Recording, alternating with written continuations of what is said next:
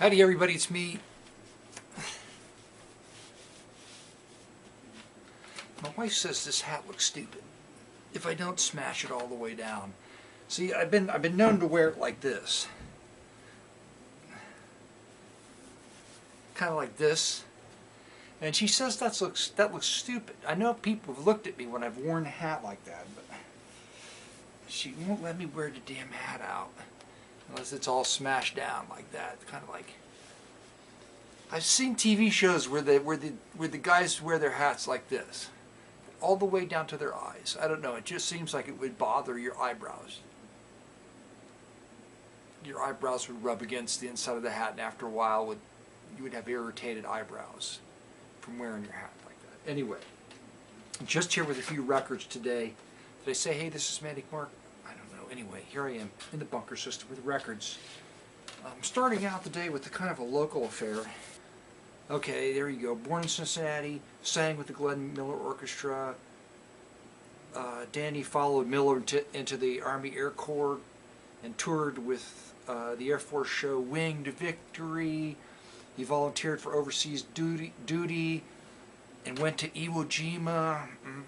There he single-handedly captured 7 enemy soldiers and in the process sustained a broken back and 2 curvatures of the spine. He won 2 Bronze Stars for bravery, and then they let him go. Okay, back home again, Danny hit the Broadway, starring in roles such as comedies as Texas Little Darling, on and on and on. Anyway, during his 44th performance on the Jack Paar Tonight Show, Danny suffered the first stroke. During rehearsal for the subsequent show, Danny was hit by a second stroke. Test reveals a need for brain surgery. Following intensive treatment, Danny Scholl, the man no one expected to live, bounced back, eventually landing a movie role in The Texan with Roy Calhoun. A year later, a third stroke hit, with the prognosis that Danny would never again walk or sing.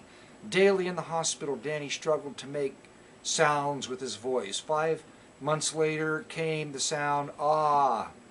A year later came the title song to this album, No Man is an Island. In 1979 brought Danny a 4th stroke. He was again told he would never sing. Each day Danny prayed and promised God that if his voice was restored, he would use it to inspire others. Early in 1983, Danny was bubbling with good news. His voice was back. And there he is on the cover, in his wheelchair. 2-time Bronze Star winner Danny Scholl. Just an interesting story. And I don't know if I'll feature that or not. Anyway, go on. Out of West Liberty, Kentucky, it's Denzel Hunt and the Gospel Singers. Denzel Hunt, isn't that a great photograph? Probably bluegrass would be my guess. When you see a mandolin, you got to think bluegrass. Billy Strange, dynamite guitar on GMP Crescendo. Isn't that awesome? He does covers of Star Trek, Dynamite, the James Bond theme, Jaws, the Rockford File, and Love Will Keep Us Together. Billy Strange.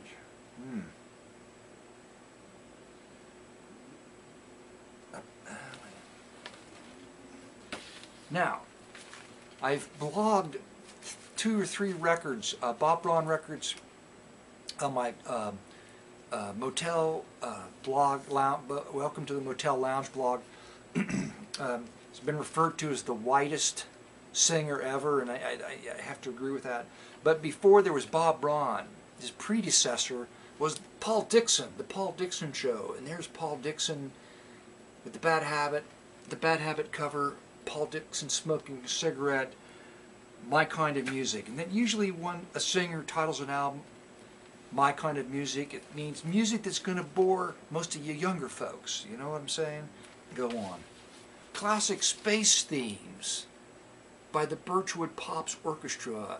Music including The Empire Strikes Back, the Star Wars theme from Star Trek, 2001 Space Odyssey, It's probably all sort of disco, but anyway. 50 Cent. It was 50 Cent Day. Bill Justice. Bill Justice plays 12 top hits, including Pipeline, Swingin' Shepherd Blues, Boss Guitar, El Watusi. Watusi. Ralph Marteri.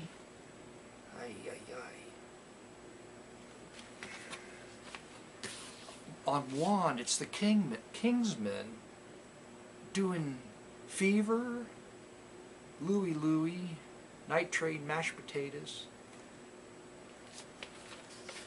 I normally leave South Pacific Records alone, but this one's on Crown, and it's kind of a cool cover, so I thought I'd give it a chance.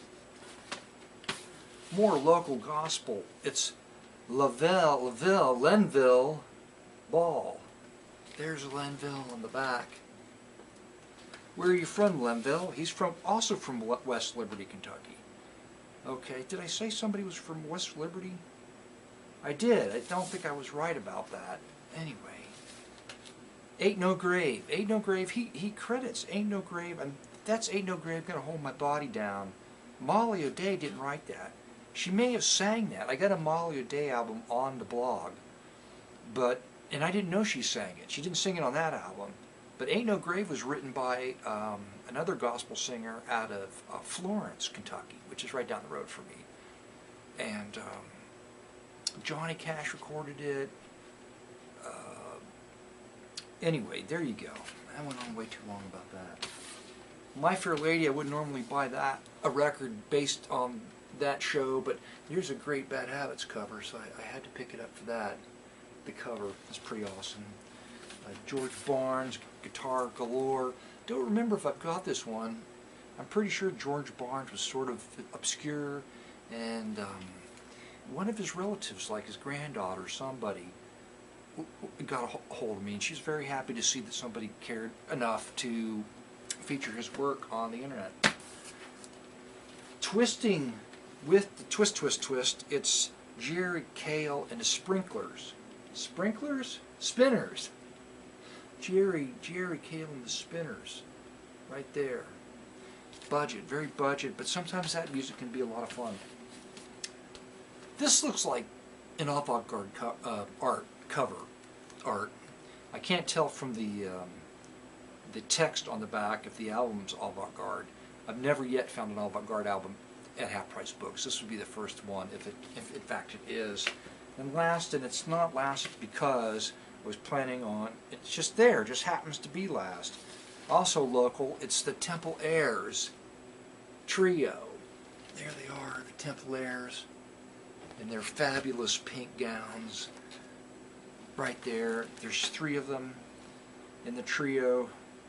10,000 Years, they do a cover of 10,000 Years, which is a great song. Anyway, what I'm going to feature, I have no idea. I got meat upstairs. I'm going to make a piece of meat and farm fresh yams.